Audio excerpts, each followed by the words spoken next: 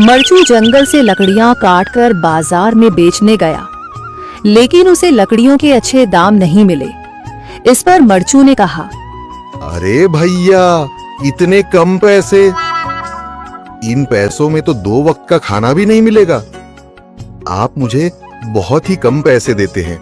मैं इतनी मेहनत से लकड़ियां काट कर आता हूँ, लेकिन उनके पैसे मुझे बहुत कम मिलते हैं। भैया, तुम्हारी लकड़ियां होती ही इतनी कमजोर हैं कि मैं इससे ज्यादा पैसे नहीं दे सकता। तुम्हारी लकड़ियों के बस इतने ही पैसे बनते हैं। अरे भैया, कुछ ज्यादा कर दो ना। वो क्या है ना कि इन पैसों का तो कुछ भी नहीं आता। मैं अपनी जिंदगी कैसे गुजारूंगा? भैया, तुम जाकर अच्छी लकड़ियां लाओ, तभी इन लकड़ियों का अच्छा दाम मिल पाएगा, वरना इन लकड़ियों का तो यही दाम है। ये सुनकर मरचू बहुत ज्यादा परेशान हो गया और पैसे लेकर किराने की दुकान से सामान खरीदकर घर आ गया। घर पहुंचते ही मरचू की पत्नी सीता ने कहा, अरे जी, सामान ले आए आप? हाँ जी, सामान ले आया हूँ। सीता के चेहरे पर खुशी छा जाती है, लेकिन जब उसने सामान देखा, जी, इसमें तो बहुत थोड़ा सामान है। हाँ सीता, मुझे पता है कि यह सामान बहुत थोड़ा है, लेकिन मैं क्या करूं? मेरे पास जितने पैसे थे, मैं उतने का ही सामान लेकर आ गया हूँ। इस तरह हमारा गुजारा कैसे हो पाएगा जी? आपको तो पता ही है कि हम कितनी मुश्किलों से गुजारा करते हैं। हाँ, मुझे पता है, लेकिन मैं कर भी क्या सकता हूँ? मेरे पास इतने पैसे ही नहीं कि हम एक अच्छी जिंदगी गुजार सकें। इतनी मेहनत कर रहा हूँ, लेकिन फिर भी मेहनत का फल नहीं मिल रहा। इतनी मेहनत से अच्छी लकड़ी काट कर आता हूँ, लेकिन मुनासिब दाम नहीं मिलता। मैं तो बहुत परेशान हूँ। क्या करूँ? कहाँ जाऊँ? अरे जी, आप परेशान न हो, आप कोई और काम देख लें। मैंने कई बार काम तलाशने की कोशिश की, पर किसी ने भी मुझे काम नहीं दिया।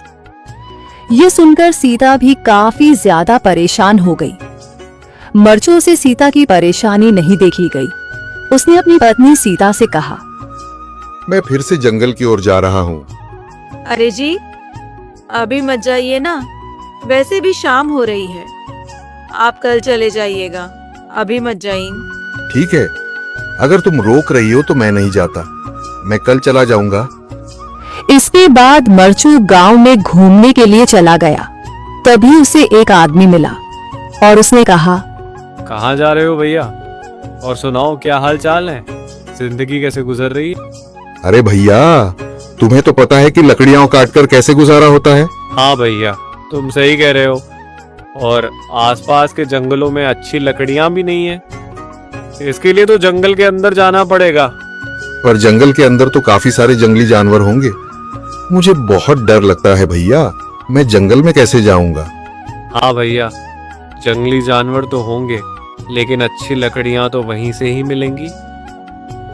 ये सुनकर मरचू बहुत ज्यादा परेशान हो गया, लेकिन वह आदमी बिल्कुल ठीक कह रहा था।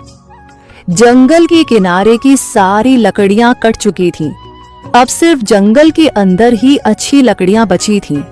अगली सुबह मरचू लकड़ियां काटने जंगल की ओर चल पड़ा। जंगल में आने के बाद मरचू ने कहा, अरे, यहाँ पर तो लकड़ियां ही नहीं हैं।